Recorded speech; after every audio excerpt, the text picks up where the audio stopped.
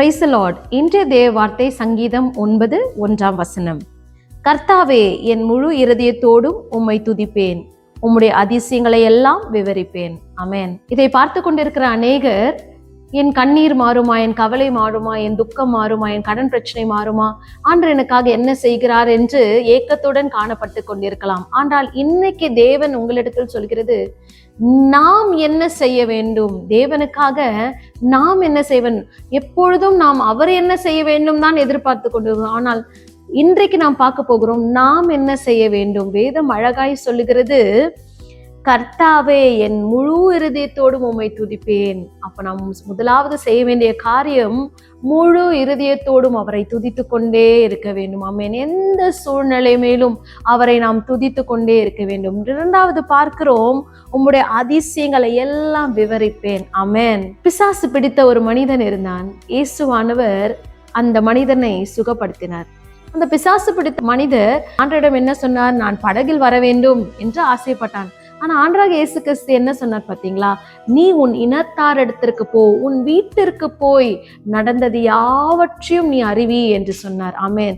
நம்ம மேல விழுந்த கடமையா இருக்குதுங்க. அவர் பெற்ற அதிசயத்தை போய் சொல்லு, பிறருக்கு போய் அறிவி. ஆமென். நாம் பெற்றதை நமக்குள்ளே வைத்திருந்தால் பல அதிசயங்களை காண முடியாது. ஆமென். தேவன் செய்த அதிசயத்தை பிறரிடத்தில் நாம் சொல்லும் போது இன்னும் அதிசயங்களை கர்த்தர் நம்மை காண பண்ணுவார். ஆமென். நாம் செய்ய வேண்டிய 2 விஷயம், முழு இருதயத்தோடு துதிக்க வேண்டும். ஆமென். கொஞ்ச நேரம் துதித்துட்டு கொஞ்ச நேரம் நம்ம என்ன பண்றோம், நம்மளோட வேலையை யோசிச்சுட்டு இருக்கோம். ஆமென். அப்படி இல்லாமல் முழு இருதயத்தோடும் கர்த்தரை துதித்து கொண்டே இருந்து அவர் செய்த அதிசயங்களை யாவற்றையும் விவரித்தால் கர்த்தர் நம் வாழ்வில் அற்புதத்தை செய்வார். ஆமென். அடுத்து பார்க்கிறோம், பவுலும் சீலாவும் ஜெபித்து கொண்டிருக்கும் போது கட்டுக்கள் அழுந்து விழுந்ததை சிறைச்சாலையின் காவலாளர் அதை கண்டார். அவர் கண்டு அவர் மாற்றம் ரட்சிக்கப்படாமல் அதை போய் தன் வீட்டாரிடத்திற்கும் சொல்லி, தன் வீட்டார் அனைவரும் அன்றைய தினமே ரட்சிக்கப்பட்டு ஞானஸ்தானம் எடுக்க அவர் ஒரு வழிகாட்டியாய் இருந்தார். ஆமென். நாம் பெற்றதை நமக்குள்ளே வைத்திராமல் இப்பொழுதே நீங்கள் போய் உங்களுடைய சொந்த பந்தங்களிடத்தில், உங்களுடைய நண்பர்களிடத்தில், உங்களுடைய நெய்பர்ஸ் கிட்ட நீங்க போய் என்ன பண்ணணும்?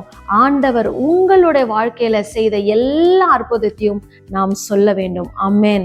நாம் துதிப்போம், அதிசயங்களை அறிவிப்போம், அதிசயங்களை காண்போம். ஆமென். God bless you. God bless you.